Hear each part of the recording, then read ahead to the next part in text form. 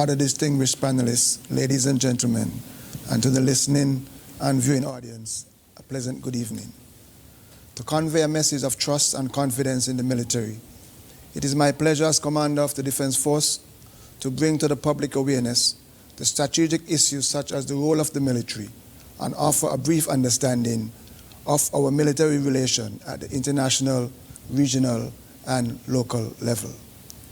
It is important to state that taking part in this discussion will provide you as taxpayers and stakeholders a greater accountability from the military. Throughout tonight's discussion, I will focus on the Defense Force role in the Caribbean Basin Security Initiative, the CBSI, the Regional Security System, the RSS, and the Ministry of National Security. I will highlight in particular the maritime collaboration with our major international partners in law enforcement, the training opportunities and support to our regional partners predominantly from the infantry perspective, and conclude with the overall support to the police and other ministries and departments in the Federation. As Commander, I also must engage and tackle head-on the more complicated questions we face, including the security threat to our Federation and our current and future posture to effectively combat these dangers to our way of life. In other words, are we prepared to and capable of identifying these threats and adequately addressing them? It will be remiss of me not to mention the buzzword which has brought the world to attention, COVID-19.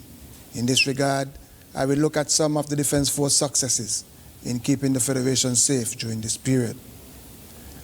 From the infantry, apart from providing employment for our young men and women during the time of crisis, the force continued to provide support to the civil power, especially during the lockdown period.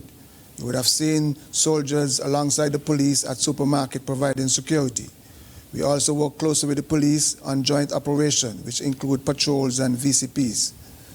The force also provides security at quarantine sites on both islands, and are scheduled to travel to St. Vincent shortly to fulfill our regional obligation as part of the RSS security force.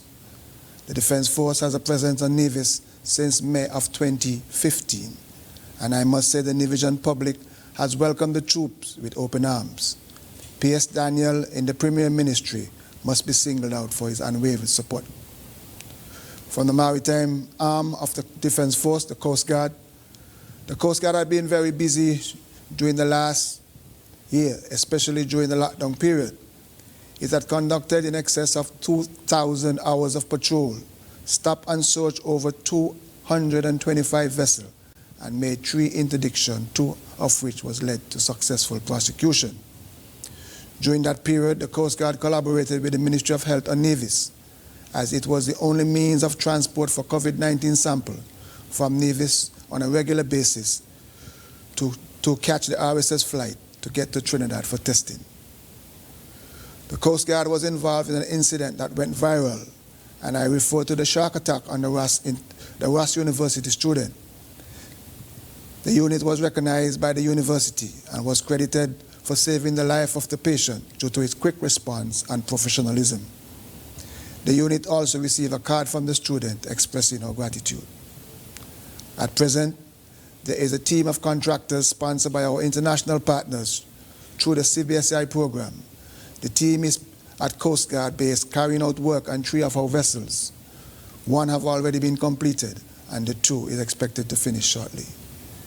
During the lockdown period, the unit reached out to the Department of Maritime Resources and was able to acquire a vessel to assist in executing its mandate.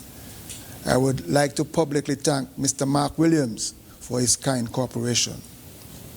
I'm happy to report that the Coast Guard will be the proud recipient of a utility vessel donated by our international partners to add to its fleet in time for the Christmas season. Our international partners is also assisting further in border security of our country. Preliminary work has commenced on the possibility of supplying and installing coastal radars around the Federation.